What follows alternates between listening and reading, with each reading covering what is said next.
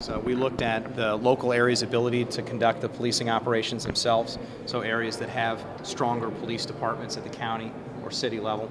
But then we also looked at areas that have low levels of crime in the state, or areas that we don't get as many calls for service, and areas that we felt confident that we could cover down on with neighboring districts. And the timing of this, is it July 1st if the proposed budget goes through? July 1st is the start of the budget, but September 1st is what we project is actually the date. There's a significant logistical undertaking to actually go through that process. So we expect about September 1st to be the start date. Okay, Litchfield is close to Springfield. What would be the district that would take up that slack? Would it be like Chatham? Well, it would be a combination of efforts. The District 9 headquarters is right here in Springfield, and also the District 11 headquarters is in Collinsville, and those are the two larger districts that border that district. So basically District 9 would work a little bit further south, and District 11 would work a little bit further north. Okay, and I might have missed it at the beginning, but the full budget numbers are going from what this year to what next year under the budget proposal? As far as how much money, or as far as the number of personnel? We expect $32 million in general revenue cuts. And that goes to what level? That takes us down, as far as what's our total appropriation, roughly $378 million is what we come down to. Okay, and what about total personnel from now to after September? Well, as far as layoffs are concerned, it actually falls into three different categories. There's officers that would need to be laid off as a result of this, which is 464 officers. There's officers that would be reassigned for reasons that were already in motion prior to this, which is 30 officers that would go to the Illinois Gaming Board to help out with the 10th casino license and video poker statewide. And then there's also the projected attrition that we have over the course of the next fiscal year, which we estimate to be 100 officers over the course of the next fiscal year. So the total impact is roughly 600 officers to the state police, which is about 30% of our sworn force. Okay, which would get you down to what if you lose 600? We expect about 1,450 officers to 1,425, somewhere in that range. Right now we're sitting at roughly 2,025 sworn. So, and how long has it been since you were at that level? As far back as we could see. Which would be? Roughly 40 or 50 years since we had that level of staffing, if not longer. And that assumes 100 retirees you mentioned? Yes, we actually had a large wave of hiring that happened in the early 80s, basically between 1984 and 1986, which is when the state police actually took over patrol duties for the interstates around the city of Chicago. And at that time, we had our largest cadet classes that we've ever had in the state police during that 3 to 4 year span. All of those officers are now hitting their eligibility window at 50 years of age and 26 and a half years of service. Okay, I know that, I'm not sure if protect and serve is the motto of everybody. I know it is in Chicago. Sure. Are you satisfied that with these cuts that your agency will be protecting and serving or doing what you're supposed to be doing? Sir, what I can tell you is the state police will do what they always do, which is work as hard as they need to in order to do everything that they can for public safety. Now, needless to say, this is anything except an ideal situation. I mean, the bottom line is, in my opinion, we're understaffed right now.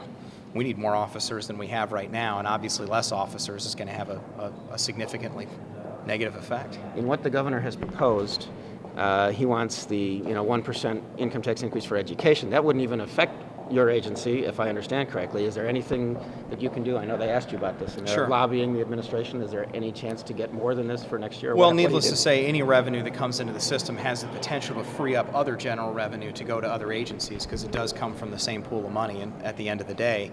So there might be the possibility, but I mean, increased revenues at this point, I mean, it's been made pretty clear to me that without additional revenues to come to the state police, I mean, the cuts that we've outlined are the cuts that will be necessary if we don't get that $32 million. Do you know the number of staff at Litchfield? How many people work out of there? Yes, the total number of staffing at Litchfield is 33 officers. That includes command staff? That includes command staff, but it does not include civilian personnel. Okay. And they will be moved too, right? That's correct. Okay, what about Pecatonica? Yeah, Pecatonica, that actually has 35 sworn officers.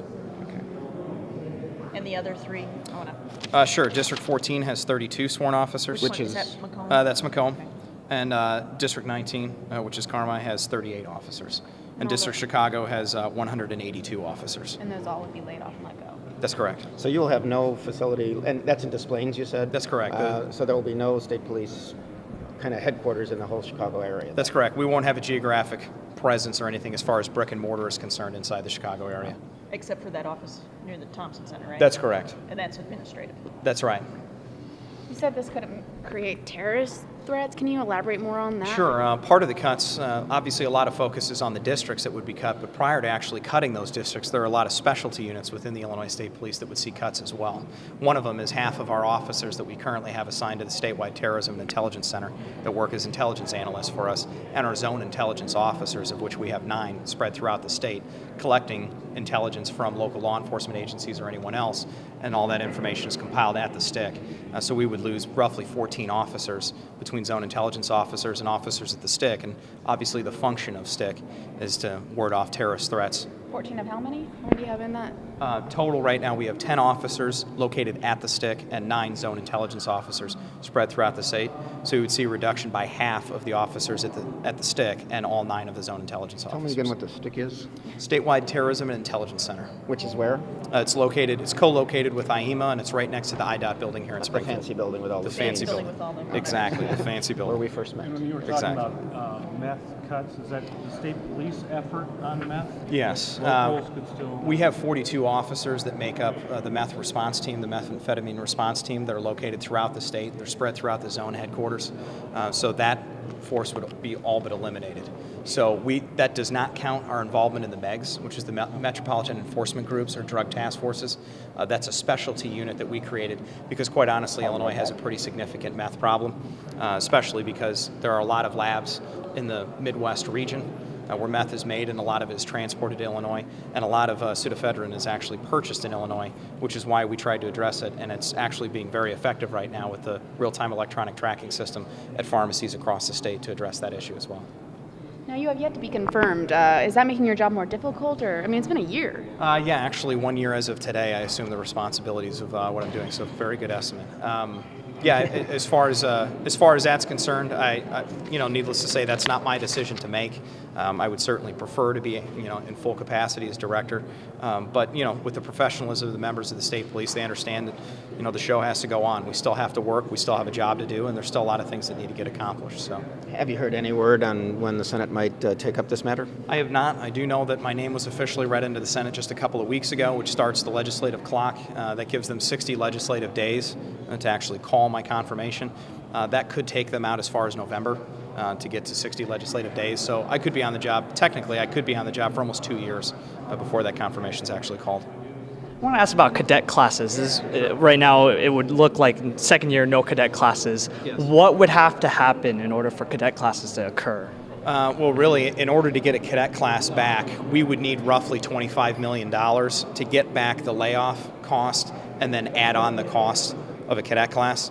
And the reason for the discrepancy in the numbers, as I saw in the reaction there, was roughly $12 million of the $32 million will come in the form of cuts outside of the areas of personnel. So just to get the personnel back would take about $22 million, and it would require an additional 3 to start another cadet class. But we can't have a cadet class and lay off officers at the same time by contract. So let me get this straight: $22 million just to get the money in order $22 to. million just to stave off the layoffs that we're in the process of doing. It would require an additional 3 just to get any cadet class in. But typically, if we were going to do a large-scale cadet class, which quite honestly is what we need to replace an attrition of 100, a cadet class of 100 costs us roughly $6 million. The layoffs, the number of layoffs, I know you said you're going to go down, is it 494 people or 464? Is that all layoffs? Yes. And when do those layoffs hit? Is that September 1st as well, or is It that would be July? September 1st. September 1st is when the layoff target for those. That's number of correct. People is. Yeah, the And process would be and is that all initiated July troopers? 1st. No, it'll be spread throughout the ranks. So that's full, Based on operation, because obviously we have to balance out what's going to happen with the attrition, because most of the attrition obviously happens from the senior ranks within the state police. So we have to try and estimate what that's going to be and project what that's going to be as best we can to make sure that we don't have a disproportionate number of either patrol officers or command officers, so that really the cuts will come across the board. Okay, but that 464, is that all sworn people? It's all sworn. Okay, and are there also layoffs in the non-sworn people?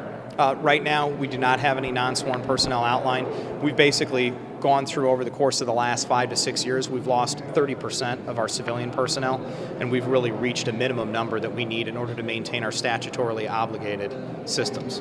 So whether it's telecommunicators for emergency 911 response, forensic scientists to obviously process information at the crime labs, or anything like that, we're at the lowest staffing level possible on the civilian side.